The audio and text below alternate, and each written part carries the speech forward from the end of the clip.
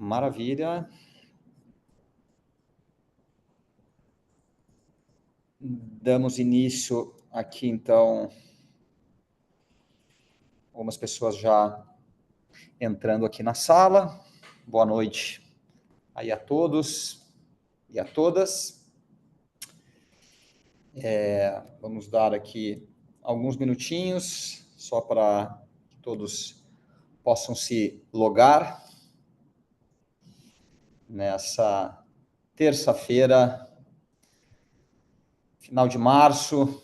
A gente falava aqui hoje, vamos cuidar bastante do horário, dia de jogo do Brasil, dia de clássico, para quem gosta aí de futebol.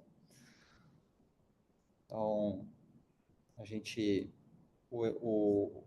o evento aqui será gravado, né? Já iniciamos a gravação, tanto quem chegar um pouquinho mais tarde, quem não puder comparecer aqui ao vivo, vai poder também assistir através das nossas redes sociais, seja no YouTube, ou mesmo vai receber por e-mail aqui o nosso link com a gravação.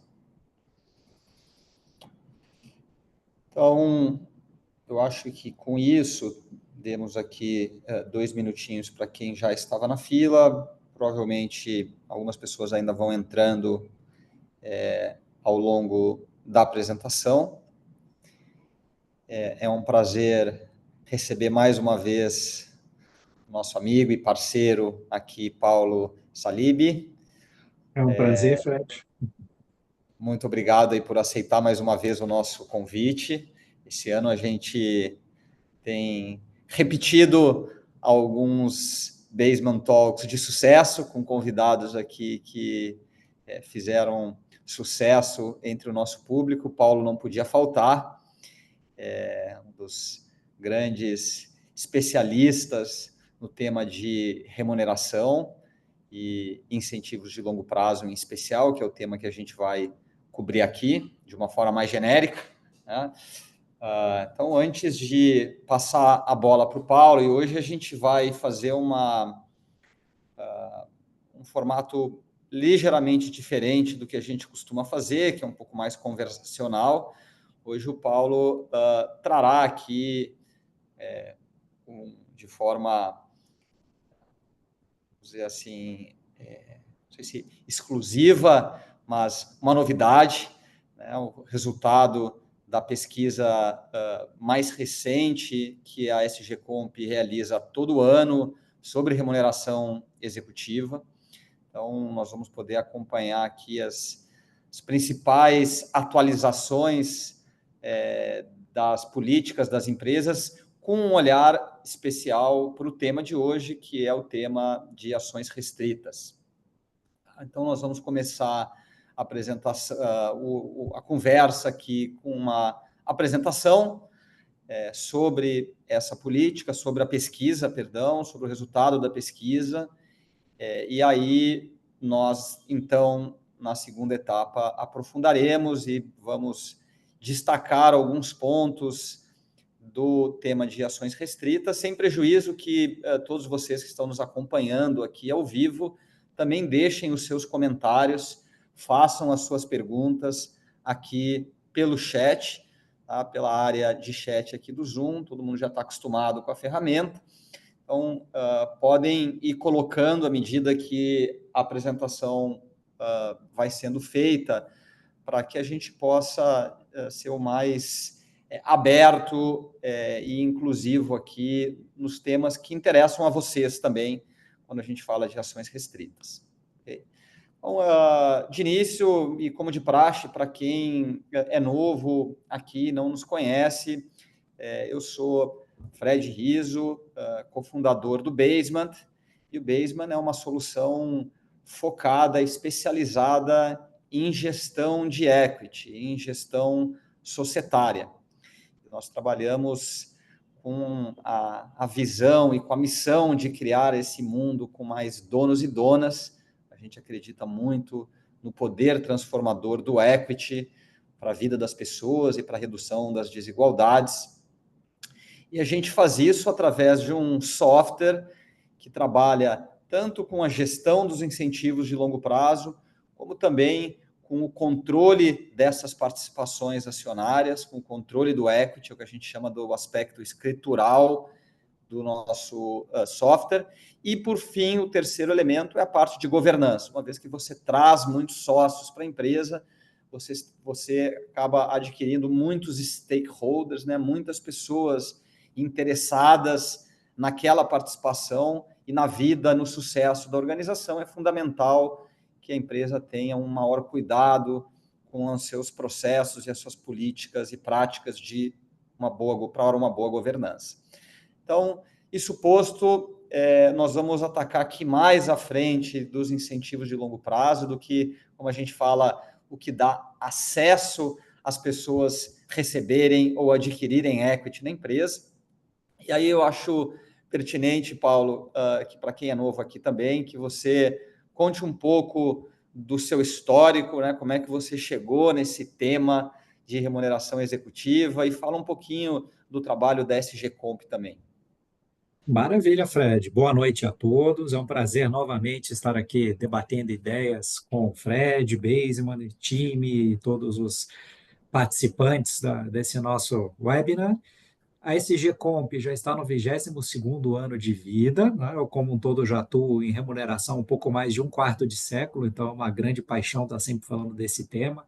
Eu sempre comento, quando eu estava na faculdade de administração de empresas, eu adorava finanças e psicologia. Então, enfim, arrumei alguma coisa que dá para usar bastante essas duas disciplinas. Me encontrei nesse campo profissional, sou sócio fundador, a gente já fez mais de 1.000 projetos de remuneração para um grupo de clientes que está na casa de 420 no total de clientes atendidos. A gente tem uma atuação bem forte em projetos de remuneração de executivos, variável, envolvendo aprofundamento do entendimento dos negócios, alinhamento com as grandes métricas de geração de valor. Então, é bem esse tipo de tema, como incentivo de longo prazo, que a gente aprecia bastante.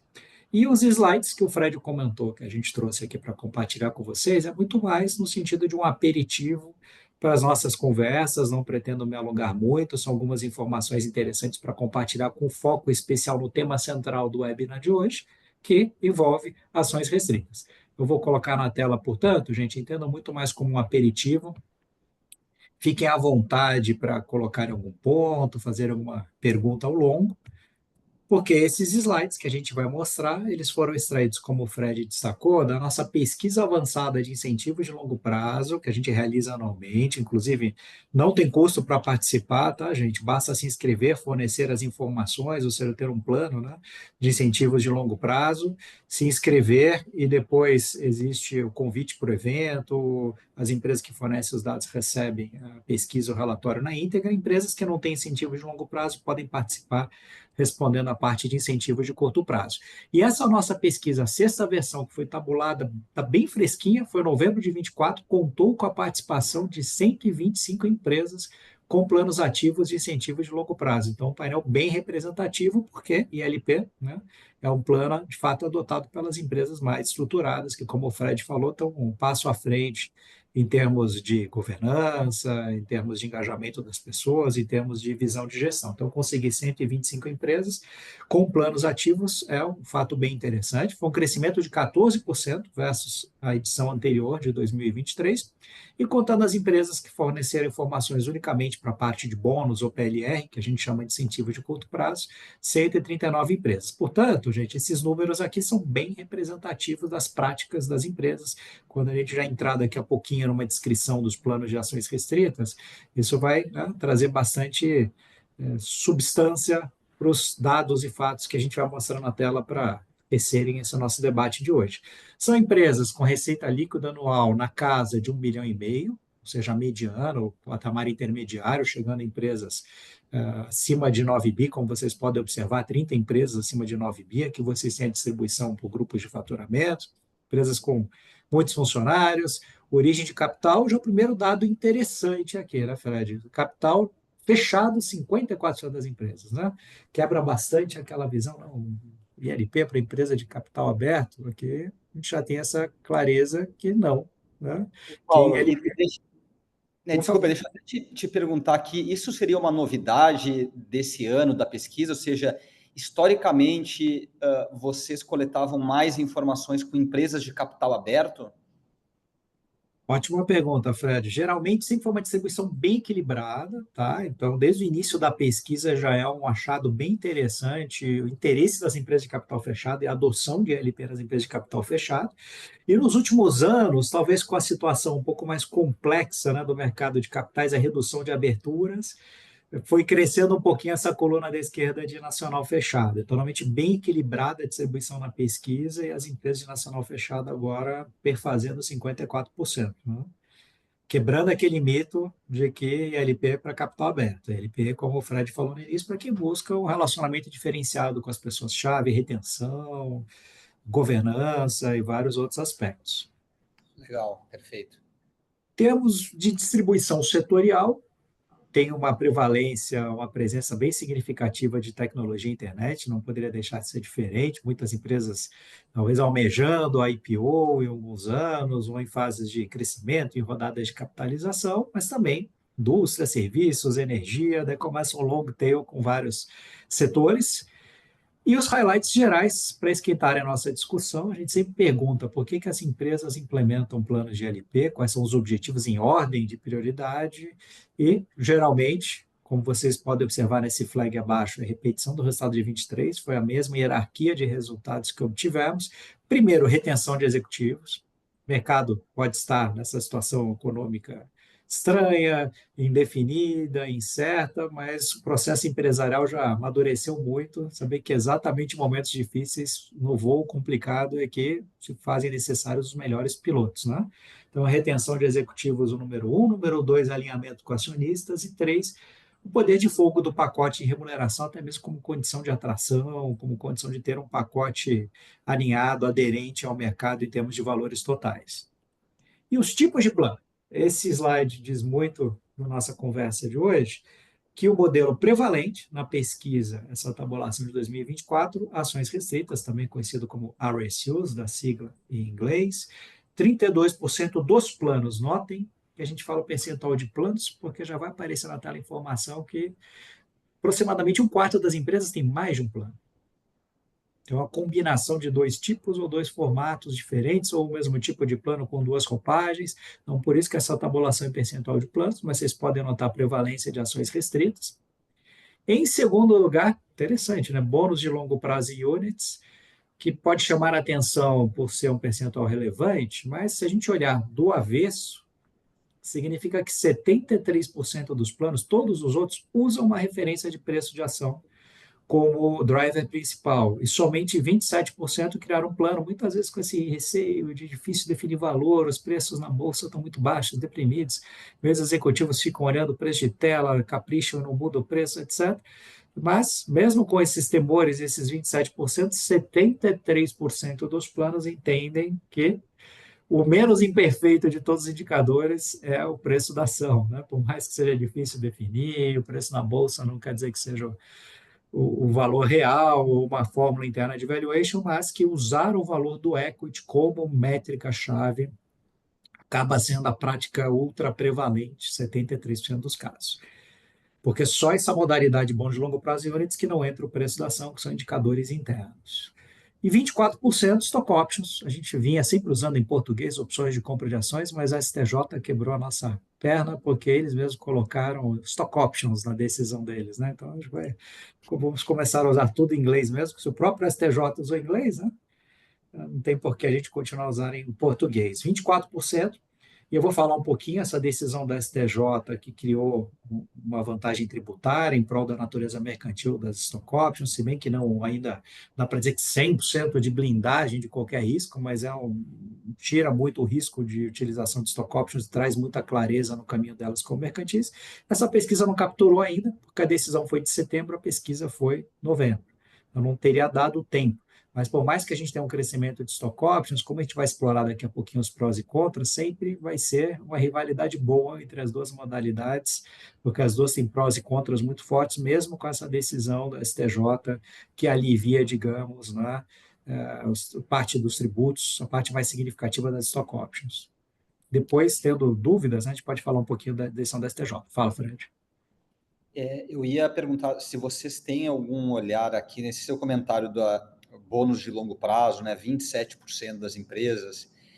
Eu imagino que se a gente olhasse aquele número das companhias de capital fechado, A que gente tem estavam aí em 54% do capital fechado. 54%, esse tipo de incentivo ele vai ser prevalecente nessas companhias, provavelmente, né? Então, Legal. Eu talvez. posso até depois comentar esse corte, depois de passar por esses slides, mas vai ser interessante notar que, Fred, sim, cresce um pouco essa utilização, mas é muito relevante ainda o uso de equity nas empresas fechadas mesmo assim. É Tá. bastante relevante que, por mais que você crie indicadores internos, você coloca lá crescimento de receita, aumento de margem, você coloca market share, você pode colocar NPS, várias métricas, nenhuma captura de maneira tão completa toda a dinâmica de criação de valor, como equity, né? Como o preço da ação. Né? Por mais difícil que seja definir para uma empresa fechada, se ela tem a possibilidade de algum evento de liquidez a médio prazo, algum IPO, isso sempre se regula em algum momento. Qualquer indicador interno, assim, sai da contabilidade, às vezes está olhando para o passado, né? Não está olhando para frente. Então, por isso que mesmo empresas fechadas, equity ainda entra muito nos planos de LP. Né? E como a pesquisa ela mostrou que a maior parte das empresas aqui abrangidas, elas são do segmento de internet e tecnologia, são empresas muito já numa lógica, como você falou, tanto do IPO como de mercado de M&A, né, com venture capital, private equity. Então, de fato, tem uma perspectiva de valorização e de venda dessas ações, né? Não são negócios mais familiares, estáveis, que não tem talvez uma lógica de venda da empresa, né? Exatamente, exatamente. Beleza. 26%, que nem eu já cantei a bola, aproximadamente um quarto das empresas, 26%, possuem mais de um plano de ILP, como, por exemplo, a combinação de stock options com ações restritas. Ela é uma combinação que daqui a pouquinho a gente vai passar numa tabela de prós e contras, vocês vão enxergar bem por que são complementares. O que é essa tabulação na tela agora? Esse subtotal 41% dos planos diz que são Full Value Award Plans. É a categoria em que se encaixa ações restritas e Phantom Shares. Porque lembrando que Phantom Shares é primo irmão de ações restritas, só que o pagamento é por meio de um bônus monetário. Assim como o Phantom Options é primo irmão de Stock Options, calcula o mesmo ganho, a mesma fórmula, a mesma equação de cálculo de ganho, só que é pago via bonificação. Quando a gente fala o full value é que o beneficiário ganha a ação inteira ou o valor inteiro da Phantom Share depois da carência. Se hoje o preço da ação é 40, depois da carência cai para 30, vai ganhar o valor de R$ 30, mesmo tendo caído o preço da ação. Vai lembrar que stock options, no desenho mais utilizado, não. Só com o crescimento do preço da ação é que existe ganho. Se eu receber a 40, caiu para 30, dependendo do desenho do plano, o desenho mais tradicional não tem ganho, porque é o delta preço que importa. Então, o full value ele é mais estável, eu recebo o equity inteiro. Vamos chegar para o Fred e falar, Fred, está vendo essa casa aqui em Búzios? Essa casa vai ser sua daqui a 3 anos, se você continuar trabalhando na Basement. É, portanto, o estímulo até já é de preservação de valor, né? Porque pô, essa casa vai ser minha, eu vou receber essa casa. Então, primeiro que eu não vou sair, tem o estímulo de retenção muito forte, porque, diferentemente da stock options, não vai ficar underwater. Uma ação restrita, por que ela é considerada full value? Porque isso, o valor só vira zero se a empresa quebrar. Senão, eu vou receber o ativo ficando 3 anos. Eu recebo o valor cheio do ativo, na época, obviamente, que transferir. Então, já queria aquele incentivo para o Fred cuidar da casa, não deixar invadir, ninguém pichar, ninguém depredar. Então, esse que é o conceito do full value. Instrumentalizados em ações, mesmo com a prevalência de empresas de capital fechado nessa amostra bem grande de 125 empresas, 56% dos planos usam de fato ações, ou seja, não usam somente o preço da ação como espelho e pagam em dinheiro como os phantoms, mas sim usam a referência de valoração e pagam, entregam em instrumentos patrimoniais, em instrumentos de equity. E essa discussão, essa rivalidade, já que hoje é noite de Brasil e Argentina, né? A rivalidade de stock options e ações restritas longe de terminar, porque o SDJ estabeleceu, como a gente mostra ali na esquerda, que tem natureza mercantil, porque o que isso significa na prática? Natureza mercantil, a tributação vai ser unicamente ganho de capital dos executivos no momento da venda. Digo executivos, beneficiários, podem ser não executivos, podem ser funções técnicas, talentos e tudo mais. E sem incidência de contribuições sociais para as empresas, sem FGTS, INSS, então tem uma vantagem tributária bem relevante, mas mesmo assim, tem mensagens diferentes nos planos e contextos, até mesmo tributários diferentes, como eu estava comentando aqui no aquecimento com o Fred, que eu já vou explicar melhor. Stock options, aquele exemplo que eu dei, se o preço hoje é 40, não adianta cair o preço, nem ficar estacionado, numa parte dos desenhos só ganho se houver crescimento. Logo, estimula o ataque, estimula o crescimento do negócio. O time a colocar, né? Todo mundo para o ataque para fazer gol, porque o que importa é saldo de gols. É saldo de gols que dá o ganho para o beneficiário do plano. Ele gera menor consumo de caixa, porque um plano de stock options, a empresa pode emitir ações para entregar essa no final da carência, no momento do exercício, quando acontece a integralização dos recursos do capital, a empresa emite ações, dilui os acionistas, portanto, fazendo dessa maneira o esquema é zero consumo de caixa, né? Na verdade, ele gera caixa positivo para a companhia. Porque se eu não vou pagar os impostos, quem vai pagar é o beneficiário, porque não tem imposto é mercantil, o beneficiário paga ganho de capital no exercício, e eu emito ações, vai entrar dinheiro no caixa, inclusive no exercício das ações, lógico que em contrapartida é uma diluição. Então, pro caixa é uma modalidade positiva, exatamente por conta desse terceiro bullet que reforça a natureza mercantil. Quais são os contras? Os contras, e por isso até que há empresas que equilibram a concessão por meio dos dois planos. Pode estimular a tomada de riscos excessivos, que é a analogia que eu fiz. O que conta é saldo de gols. Se eu ganhar de 10-0 a partida, eu fico milionário, né? Não preciso mais trabalhar. Então, eu vou colocar o time no ataque bem tentador. Isso, quero dar uma goleada. O que pode acontecer? Pode tomar o 7-1. Então, pode estimular a tomada de riscos excessivos. O segundo ponto, quem já teve vivência com stock options em diversos ciclos econômicos já passou por isso na pele, que são os períodos underwater, em que o instrumento perde o poder de retenção quando tem queda consistente no preço da ação. Porque a ação foi concedida, estava 30, caiu para 8 pela situação econômica, executivos dificilmente vão perceber valor naquele instrumento. Lógico que pode acontecer viradas, já aconteceu, a gente já viu, mas naqueles momentos existe uma fragilidade em termos de retenção, gera uma diluição nominal do capital, porque se o ganho do beneficiário é o delta preço, tem que dar mais, né? A ação vai de 50 para 80, deu 30 de ganho. A cada opção dá 30 de ganho. Se eu entregar a ação inteira, vai dar 80. Full value, entrego a ação inteira 80. Eu não ganho só o delta de 30. Então tem que dar mais ações stock options. Então dilui mais o capital.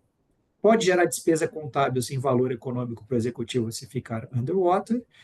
E também tem um outro ponto aqui que mesmo fiscalmente, a gente fez essa análise de impacto tributário para o banco, e como o banco, os bancos têm uma alíquota de imposto sobre o lucro muito alta, 46% entre CSLL e imposto de renda sobre o lucro, quando você tira algo do balanço, que é uma despesa tributável, se tira do balanço, né, fica só uma despesa simplesmente lançada para efeitos de apuração do resultado, né, só provisionado, você paga mais impostos sobre o lucro, que aumenta o seu lucro. Você tinha lá 10 milhões todo ano que você lançava de LP. Se você não pode mais reduzir o LAIR, que é o lucro antes do imposto de renda, com esses 10 milhões, de cara você já tem impacto de 46% em cima de 10 milhões, 4 milhões e 600 mil de impostos a serem pagos a mais.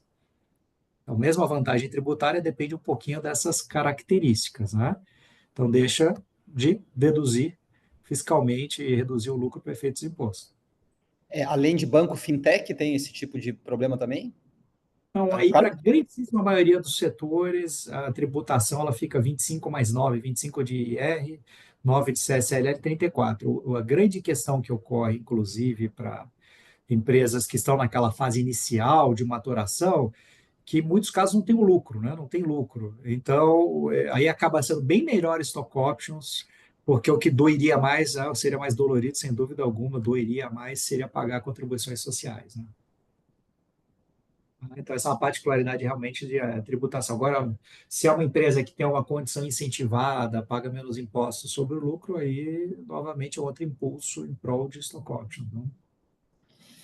Então, acho que o Luiz, aqui, também nosso parceiro, o Luiz Gidrão da Stock Cash, ele perguntava por que o uso de RSUs, mesmo sendo mais caro para as empresas e para os executivos, ele é utilizado em detrimento do SOP, né, pela segurança jurídica. Eu acho que tu trouxe aqui já alguns desses elementos, né, de por que algumas empresas preferem um RSU, uma ação restrita, tem esse aspecto de, talvez aqui o principal é esse, ela pode deduzir despesa, né? E o lado todo que a gente põe nesse quadrante da direita acima vai ajudar nessa visualização, que é a mensagem e o incentivo que se passa também para a defesa, para a manutenção do valor. Então, isso tem muito a ver com o ciclo de negócios, a fase da empresa. Uma empresa já madura, que já tem muito valor para defender, por vezes, né, vale a pena equilibrar esse incentivo, né? Não só estimular, só dar ganho se houver crescimento, mas também alocar parte do incentivo, se não a totalidade, para preservação de valor, né? Preservação de valor, para geração de dividendos. Então, portanto, isso, além desse lado tributário que eu comentei, diz muito respeito à fase da empresa no seu ciclo de vida. Essa é uma fase mais madura, pode fazer mais sentido defender. Eu tenho muito a perder, né? Eu não quero todo mundo querendo ganhar de 10-0, né? Tenho muito a perder, eu me classifico com empate, estou muito bem posicionado no mercado, então tem esse lado, promove o controle de riscos. Este da retenção também, Fred, chama muito a atenção, né? Porque a gente vive num ambiente com muito risco. A gente se depara com isso diariamente com as notícias, né? Agora toda a avalanche de disputas de comércio exterior, taxação para cá, para lá. Eu vi até um economista que comentou que nem o próprio Trump deve fazer ideia do efeito de todas essas decisões dele. Nem ele deve saber muito bem o que vai acontecer. Então, stock options é um modelo mais arriscado, né? Se não tiver o crescimento ali, ficar underwater, estourar o prazo, eu perdi ação restrita. Eu sei que eu vou ganhar casa. Tudo bem que a casa em Búzios hoje vale 4 milhões, pode cair para 2 milhões e meio, mas eu vou ganhar 2 milhões e meio. A casa vai ser minha, eu posso esperar recuperar depois e vender depois. Então tem o menor risco para quem recebe. Quando o risco é menor, tudo na vida com menor risco tem uma maior percepção de valor. Não é? Isso é um dado interessante. Então, o que seria um pacote de remuneração que deixaria todo mundo feliz? Quando eu chegar e falar, bom, você vai ganhar 5 milhões de reais por mês a vida inteira. Você não tem risco, é um super do valor, corrigido e tal. Então, quer dizer, quando você tem menor risco, a tendência é ter uma percepção maior de valor, risco, retorno. Né? Então, com menor risco as ações restritas, percepção de valor tende a ser maior e mesmo no ambiente adverso exerce um efeito de retenção. Então, esse é outro fato também, que é a percepção mais concreta pelo menor risco da equação de ganho. Então, eu diria que esses são os pontos que fazem com que ações restritas vão continuar muito fortes, seja por questão setorial de tributação que eu comentei, seja por fase no ciclo de vida empresarial, seja pela importância da retenção das pessoas, de dar uma equação com menor risco, para a pessoa saber que se sair vai deixar na mesa tantas ações, tantas unidades, e gera menor diluição do capital, porque naquele exemplo, a ação subiu de 50 para 80, eu ganho 80 por ação, por opção é 30, é a diferença. Opa, então eu vou precisar de menos ações. Ao invés de 5% do capital, 4, às vezes com 2, 2,5% eu faço um super de um plano. Para a empresa que já praticou muitas diluições, já aprovou muitos planos de assembleia, às vezes é complicado pedir percentuais altos toda vez, e o plano de ações restritas, ainda mais uma empresa muito grande, madura, já vi planos que com 0,8% fazem maravilhas do capital, né? Que reforça a tese que para empresas maduras, ações restritas caem muito bem. Os riscos. Pode falar, Fred. Fica à Não, eu acho vontade. perfeito essa colocação de, talvez, tanto diluição como uma postura mais defensiva, ou, por outro lado, uma dificuldade para uma empresa que já está tão madura promover um crescimento tão elevado, né? Exato. Quando você pensa numa startup que está lá começando, está nos estágios Série A ou um seed, Série B ainda, pô, tem muitas rodadas ainda até ela abrir capital. Agora, se você é um Nubank, que já está lá pré-IPO, difícil você multiplicar por 3 todo ano o tamanho da sua empresa, né? Então, essa dificuldade de seguir mantendo taxas muito elevadas de crescimento e, ao mesmo tempo, você já tem um cap table, um quadro societário mais povoado, mais diluído, não tem tanta ação para distribuir. Entendo que esses são provavelmente algumas das principais razões pelo que a gente vê muito, que à medida que as empresas crescem, elas adotam, transformam os seus planos que eram antigamente em stock options, não que transformem, mas elas passam a emitir novos programas em ações restritas. Exato, exato. Inclusive o blend, que é uma boa opção, a gente costuma falar, os nossos clientes já me ouviram diversas vezes comentar que é quase como uma combinação de energético com calmante, é quase que o whisky com Red Bull, né? Stock options é Red Bull, ações restritas é o whisky, é o calmante, um aquela faísquinha para crescer, inovar, etc. E o outro, opa, peraí, mas olha só o valor que já tem essa empresa, não vamos também pegar um avião desse tamanho, arriscar essa manobra, né? Porque um avião desse tamanho você joga lá embaixo, você não recupera mais depois, né? Você não consegue colocar o nariz para cima de novo do avião. Então, um ajuda a equilibrar o outro.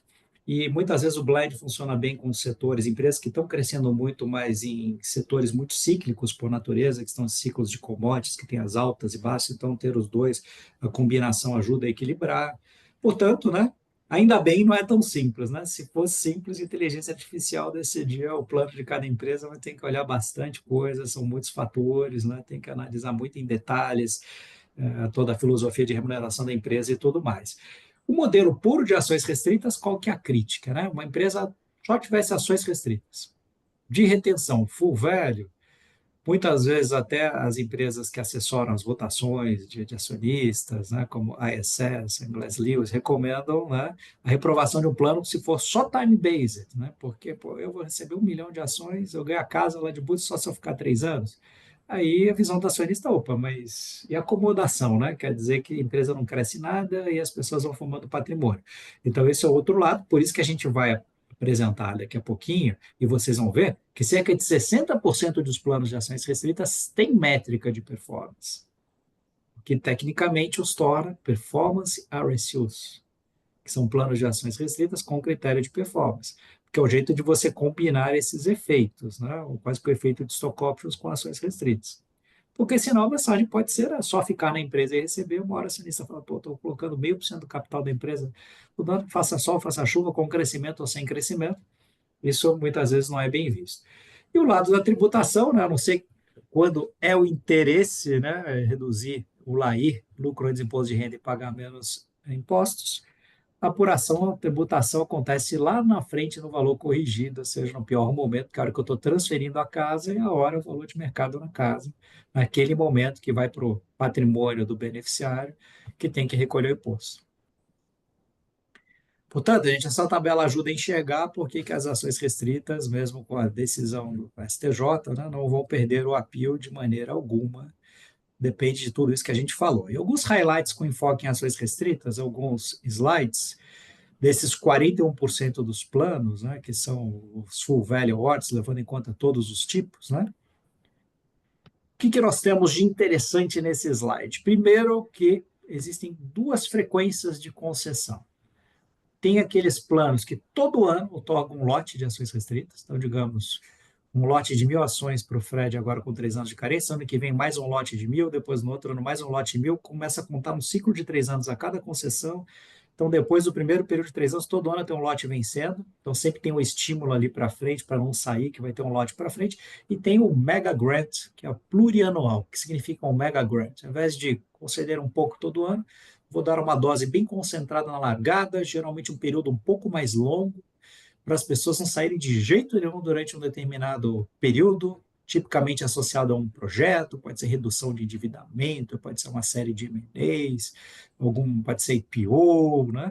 Alguma grande ação com resultado bem direto, e as pessoas naquele período não saem de jeito algum, né? Tem um poder de fogo muito forte para atrair, porém, o risco às vezes é depois do período acaba a magia, né? O feitiço acaba todo de uma vez, vence a carência de um lote muito concentrado, aí o risco é de perda. Lógico que dá para desenhar com cuidados para evitar isso, mas sempre o Mega Grants tem esse ponto, né?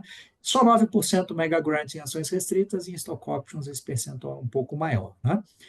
O principal desses outros dados todos, tem uma pizza aqui com fatias multicolores aqui, o que, que é mais importante para dizer? Que na grande maioria dos casos, as empresas usam faixas, ou seja, um plano de LP é muito próximo do conceito de um partnership, ou seja, não é, todo mundo que é diretor vai ganhar X salários, todo mundo que é gerente Y, algo assim muito tabelado por nível, por cargo, etc., mas sim as empresas tendem a usar, como a gente mostra aqui embaixo, uma avaliação qualitativa. 84% é um dado muito forte das empresas, não usam uma abordagem formulaica para dizer se um vai receber 1.000 ou 2.000 ações restritas. Algo como o percentual da meta, a nota que vai dar na avaliação de competências, 50% de peso para cada pura, sai a concessão. Na grandíssima maioria dos planos, 84% é uma avaliação mais ampla, que vai olhar alinhamento a valores, encaixe com a cultura, potencial daquele talento de gerar valor futuro para a companhia, o peso estratégico da função. Então, acaba sendo uma combinação de fatores e uma avaliação qualitativa. Empresas têm a cultura muito exata, muito matemática, às vezes sofrem com isso, mas a gente sempre fala que é o lado partnership. Você não chama alguém para ser sócio e define o percentual de cada um igual para todo mundo que está no mesmo nível, que entra no mesmo momento, né? Então é algo similar a isso, similar a um conceito de partnership.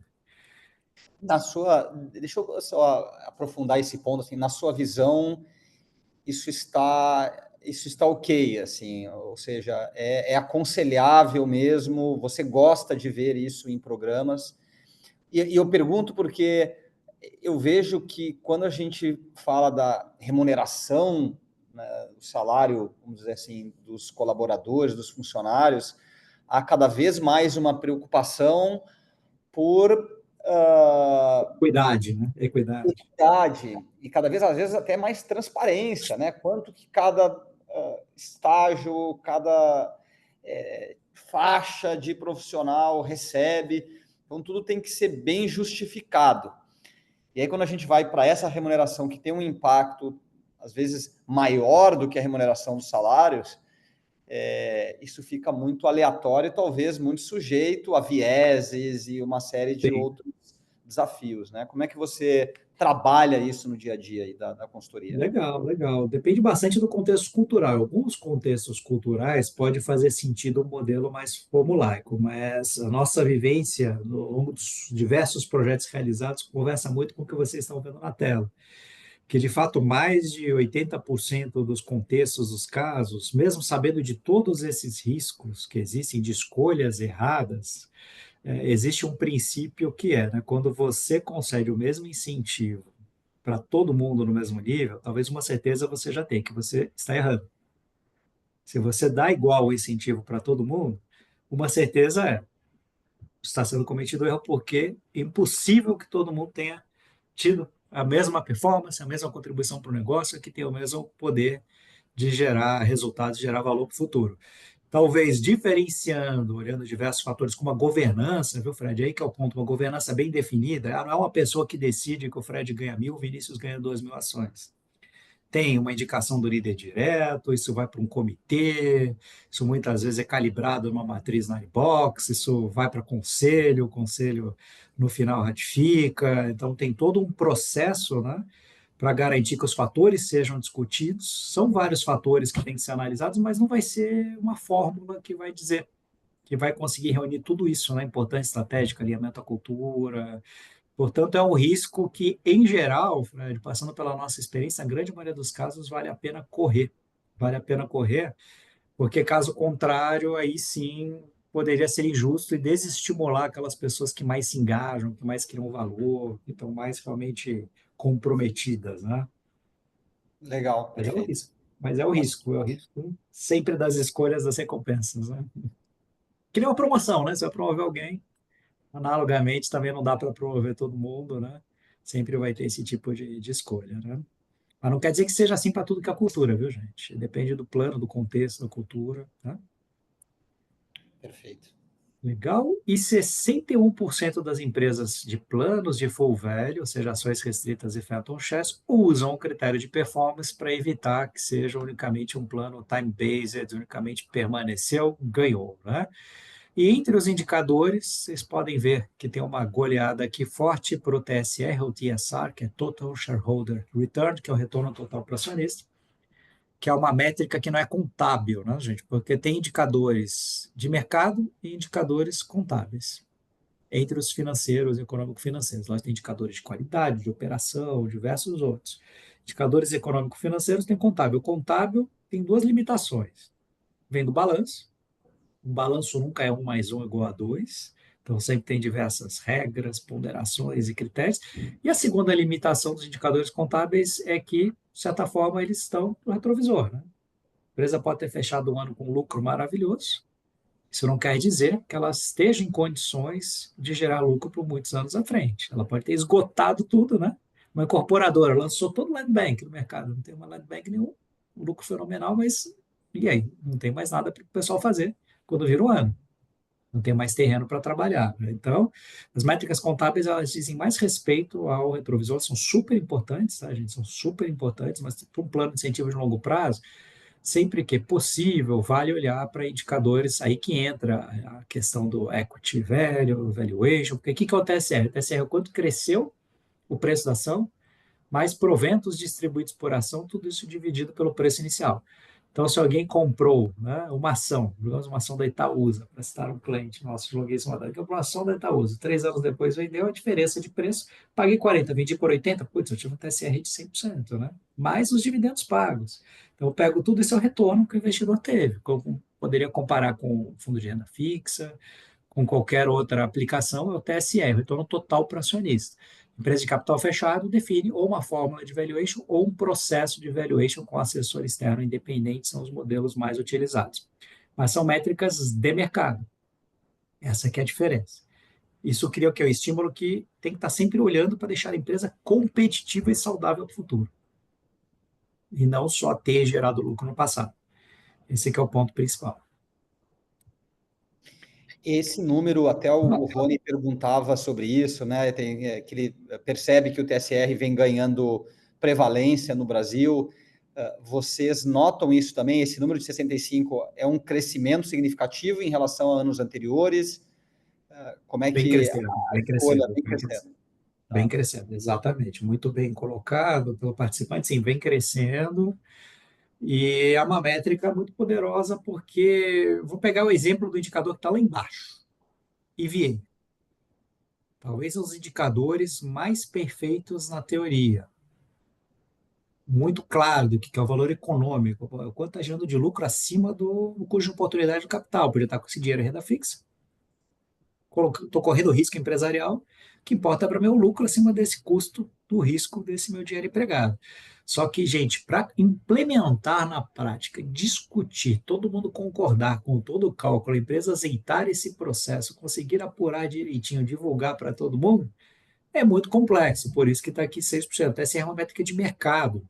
Vem de poucos fatores e vem de fora desse processo interno. Tem que ficar discutindo metodologia, o que entra, o que não entra, como é que eu pego o capital, o OC, o custo ponderado, isso e aquilo, o que entra como, não, tem que redefinir o valor de todos os meus ativos, os ativos têm valor contábil, eu distorço o EVA, porque está lá o terreno pelo valor de aquisição de 20 anos, isso e tal. Então, sempre, qualquer métrica contábil, quem já mergulhou sabe que dá muito pano para manga. Usar o indicador de mercado é aquele, é preto no branco. O mercado com todas as suas imperfeições, mas é o mercado, né? Mesmo a empresa fechada, a gente cria planos que, em eventos de liquidez, etc., que conta o valor da transação. Então, vai estar todo mundo, independentemente da fórmula de valuation, mirando que a empresa seja melhor, mais saudável possível para numa transação valer bastante, né? Bem legal isso, bem claro, Paulo. E, se eu não me engano, o último slide, é o último mesmo, acabei de testar aqui, a gente pergunta como são definidas, né? Como é que são usadas essas métricas de performance, né, nos planos, né? Já que entram, tem aquelas 1.000 ações no início, tem o período de carência, como é que entram essas métricas, ou seja, principalmente o TSR, como vocês viram no slide anterior. A prática mais forte, 74%, prática muito forte, portanto, os indicadores são utilizados para modificação ou anulação da quantidade de unidades a serem consideradas com carência cumprida. Aquele exemplo que eu dei de casa, né? Vamos já que fossem 10 casas. Para o Fred, se ele ficar 3, 4 anos, eu criaria uma regra de performance para o retorno para o acionista que, dependendo do TSR, ele ia ganhar 10, ou 8, ou 6, ou 4, ou 2 casas no final da carência. Só para ilustrar de um jeito bem prático, ou seja, a forma mais comum. Modifica a quantidade de instrumentos que vão efetivamente virar ações em posse do beneficiário do plano.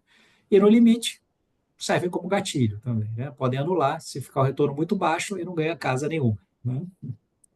Então, essa é a maneira mais comum. E a gente pergunta também, e a faixa de desempenho, né? Como é que eu vou definir quanto de TSR vai zerar, quanto de TSR ganham se as 10 casas, como é que eu vou estabelecer? E o que é o prevalente 47%? Expectativa de retorno ao acionista. É uma visão realmente de, bom, renda fixa eu vou ter IPCA mais 6, então, pô, né, correr risco empresarial tem que ser mais que isso, né? Daí se olha o histórico, se olha o mercado e define, bom, tem que ser mais que isso, tem que ser o IPCA mais 12, tem que ser 150 da CDI, etc, 130, quanto que vale a pena para cada negócio, para cada risco. Aí entra também o histórico do setor, competidores e tudo mais. 15%, comparação com o peer group, que é o modelo mais utilizado nos Estados Unidos, o modelo de TSR relativo, de ranking, ele é utilizado também no Brasil. Em alguns casos a gente conseguiu implementar com um bom grau de sucesso, porém se depara com um problema, que é a falta de massa crítica de empresas listadas com porte comparável no mesmo segmento no país. Quando se faz isso nos Estados Unidos, facilmente se chega num grupo de 10, 15, 20 empresas no peer group e que tem uma correlação entre si, que estão sujeitas às mesmas variáveis do ambiente macroeconômico. Essa é que é a ideia, né? Juntar empresas que estejam sujeitas aos mesmos efeitos, aos impactos macroeconômicos e tudo mais. Como no Brasil é difícil, o risco daí é ter um fator aleatoriedade muito grande. Eu escolho 5 empresas, 4. Putz, uma, o CEO faz uma besteira, por causa disso eu vou ganhar uma fortuna de ações restritas, porque a comparação, percebe, fica um pouco estatisticamente arriscada a questão, né? E se eu vou usar o índice Ibovespa, bom, mas o Ibovespa tem um peso enorme de Petrobras, de Vale, não é do setor. Usar NDX tem muita composição. E a gente já fez até cálculos de correlação, pegando o mesmo setor em nível internacional. Aí a gente observa que o risco país conta muito mais do que o setor. Então, o risco país é preponderante. Depois, o executivo vai ganhar basicamente pelo Brasil, em função dos outros países. Né? Então, é conceitualmente muito bacana, porque você tira do conselho essa discricionalidade de falar é tanto, você cria um fator comparativo, mas é difícil implementar ainda no Brasil. Tomara que daqui a 10 anos, né, a economia já tenha florescido de novo, aberturas de capital e tem essa massa crítica. Legal, gente, mas é isso. Em termos de conteúdo aqui, a gente já pôde discutir alguns pontinhos ao longo, mas para a gente poder abrir para interações unicamente agora. Excelente, muito legal. E a gente recebeu aqui mais uma pergunta, Paulo, da Marcela. Ela pergunta, e Paulo, como tem sido sua percepção sobre os níveis elegíveis às RSUs e demais modalidades? Os níveis especialistas têm ganhado mais protagonismos nas concessões ou não chega ainda a ser uma tendência de mercado? Abraço e obrigado. Maravilha.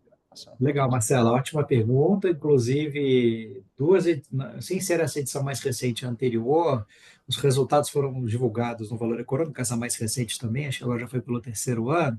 E justamente a chamada da edição de 23 era essa, que aumentou muito a elegibilidade dos níveis abaixo de diretores. Então, os gerentes tiveram um crescimento muito forte.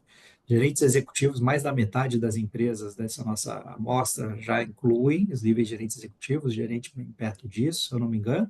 E os talentos que não gerentes já vêm também sendo contemplados num percentual crescente. Obviamente não é majoritário, né? Aí já é menos de 20% das empresas, etc., e tal, que inclui os não executivos. Só que é importante olhar para o setor, Marcelo, porque se a gente mergulhar em tecnologia, aí sim, aí é muito comum a inclusão de especialistas, mais forte do que essa cerca de 20% que eu comentei com vocês. Então, culturalmente, o setor de tecnologia, até porque depende muito, né, do desenvolvimento de produto, da robustez tecnológica, a inclusão de especialistas ela vem crescendo e é bem forte.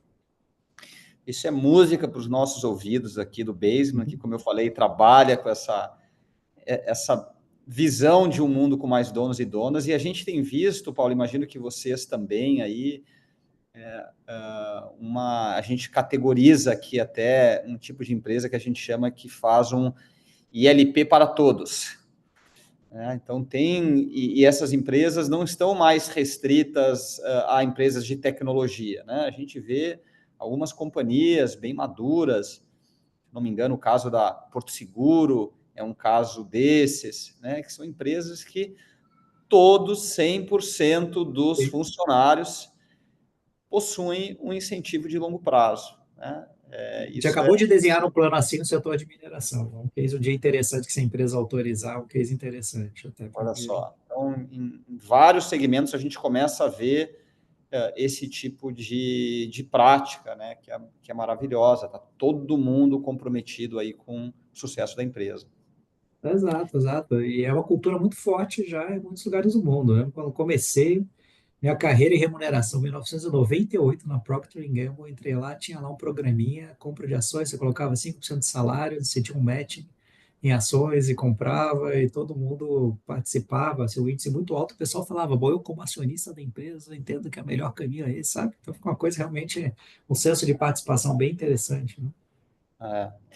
E dentro desse tema dos indicadores, né, de performance, como a gente fez bastante comparação aqui com as stock options, seria legal te escutar, porque historicamente, antes então dessa nova regulação das stock options, a gente sempre escutou que não era aconselhável fazer performance e definir metas para stock option, porque isso caracterizaria uma relação de trabalho, diferente do que todo mundo buscava ao criar um programa de stock option, que é um investimento, é uma opção, é mercantil e etc.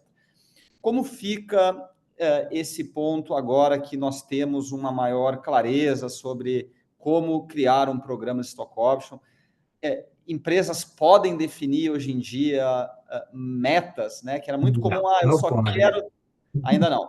Não pode, não pode. Esse ponto permanece da mesma forma, porque a decisão da STJ ela se pautou em toda uma jurisprudência que existe, principalmente nas instâncias iniciais trabalhistas, em que a defesa sempre é na linha de onerosidade e risco, de que é algo investimento, que é mercantil. Então, continua bem firme essa questão que se você coloca uma meta de performance, uma avaliação de desempenho entrando diretamente, você enfraquece a tese mercantil e dá força para a interpretação remuneratória. Então, isso continua.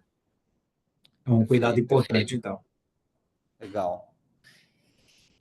Eu acho um outro ponto que você abordou, Paulo, na sua fala, que me parece muito interessante, essa questão, e aí talvez eu vou, permissão, sair um pouquinho do tema central das RSUs, das ações restritas, e trazer de novo para a stock option, que é esse momento das opções underwater, né? As opções, elas estão momento de mercado, elas estão abaixo do preço de grant, de concessão. Isso faz com que os executivos ou beneficiários, de forma geral, se desmotivem com aquele incentivo. O que vocês veem de melhores práticas num cenário como esse, né? A empresa emite novas opções, ela recicla, ela combina, então, com uma ação restrita. O que vocês sugerem para casos como esses de mercado? Maravilha, tem alguns caminhos possíveis. Um é exatamente esse que você destacou, Fred, de um blend com ações restritas, porque dessa forma, se um dos componentes do ILP, um dos componentes está abaixo d'água, com risco muito alto de gerar ganho, tem um outro mais seguro. Outras possibilidades são o ciclo de vida, que é o termo das stock options, então evitar planos com termo muito curto. Eu já vi no passado planos que acaba a carência, tem um ano só para exercer, senão expira a opção, né? Porque quando acaba o termo, o contrato está lá, preto no branco, acabou, não pode mais exercer, a opção virou pó. Um período mais longo permite a recuperação. Tá? E, de fato, já houve um caso que a gente desenhou um plano numa empresa, a gente instituiu um termo de 10 anos, que nos Estados Unidos é muito comum de 10, assim, de 8, tem empresas que fazem de 6, E depois de uns 4 anos que a gente desenhou o plano, a gente foi lá, o pessoal, esse plano não vale nada, virou pó, você quer aqui, Paulo, ficar com as minhas opções, se eu te dou e tal. E depois de mais 4 anos para frente, era 8 da concessão, a turma estava realizando um ganho fenomenal. E eu falei, tá vendo? Se eu tivesse me dado essas opções, né, você não compraria sua casa de campo, etc. E tal, né? Então, quer dizer, o período, né, o tempo do plano tem que ter muitos ciclos econômicos é, com um termo suficiente dá para recuperar. Outro ponto a estudar também podem ser dados, obviamente, né, com uma revisão jurídica que respalde mais descontos moderados no strike price, um desconto moderado que diminui o risco de ficar underwater. Até um certo ponto, ele pode ser bem defendido e entendido como mercantil. Tem stock options que tem alguns recursos de ajuste no preço de exercício por dividendos e outros itens. Quer dizer, tem mecânicas de desenho possíveis para atenuar o risco. Mas se for um setor realmente muito suscetível a ventos e trovoadas, talvez seja melhor o blend, se concilia o melhor dos dois modelos, tá? Mas sempre vai ter o risco de ficar underwater, né? Quando risco retorno, né? Por isso que o ganho pode ser maior também quando alavanca o crescimento, né? Sim, perfeito. A gente tem mais uns 4 minutinhos e eu acho que daí vai dar tempo dessa última pergunta aqui do João Moura, que ele pede se você pode repassar o critério de contabilização no resultado da empresa a cada ano, comparando o RSU com o SOP. Então, acho que Tá? Não dá entender para as comentar. principais diferenças.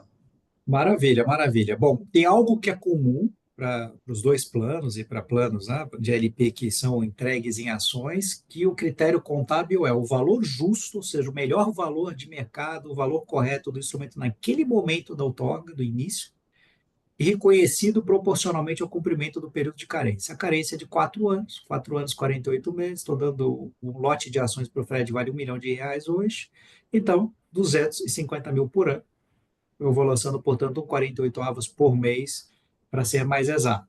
E as stock options tem que ser usada uma metodologia que apure o valor justo. A mais utilizada é Black-Scholes. Digamos que essa concessão tem um valor justo de R$ 800 mil. Por Black-Scholes, aí vão entrar 200 mil por ano, seja ao longo de 4 anos. Portanto, em comum nos dois instrumentos é que é o valor justo. O valor justo é a definição quanto que um agente informado de mercado pagaria por aquele instrumento. No caso da ação restrita, é o valor da ação, o valor de face. No caso de stock options, tem que ser usada uma metodologia de precificação de opções, porque tem variáveis de risco envolvidas. Onde que começam as diferenças, né, de contabilização? Bom, o stock options é aquele risco que a gente falou. Se ficar underwater a vida inteira, a opção, a despesa ficou no balanço. E depois você só pode, quando você emite um novo instrumento, você lança pela diferença de valor justo, ou seja, você não pode sumir com aquela despesa que foi lançada. Ela ficou no balanço, ficou no balanço. Você tem mecanismos, você pode lançar um pouco menos de despesa se você trocar aquelas opções antes delas vencerem e tudo mais, mas fica no balanço. E as ações restritas vão gerar algum ganho sempre, então essa é a vantagem.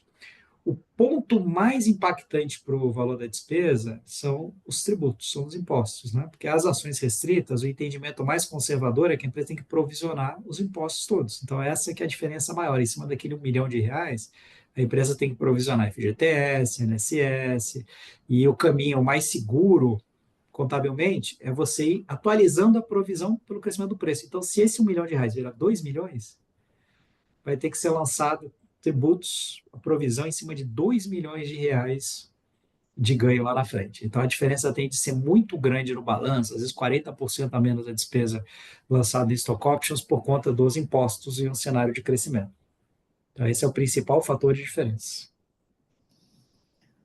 Maravilha, a gente chega aqui então ao final dessa aula, como foi dito, hoje num formato diferente, mas uma excelente, mais uma vez, uma excelente exposição aqui do Paulo, fundador da SG Comp. Obrigado, Paulo, foi sensacional a gente rever muitos dos pontos, mais uma edição da pesquisa, que é um excelente trabalho que vocês fazem para todo o mercado, que ajuda muito os profissionais do setor a entenderem as principais tendências. Então, parabéns e obrigado por essa contribuição que vocês dão aí ao nosso mercado todo ano. Maravilha, gente. É um prazer incrível, Fred, participar dos eventos de vocês. Sempre um prazer. Obrigado a todos os presentes, a todas as presentes, e a gente se vê no próximo Basement Talks. Um grande abraço e boa noite a todos. Um abraço, gente. Boa noite. Tchau, tchau. Tchau, tchau, gente.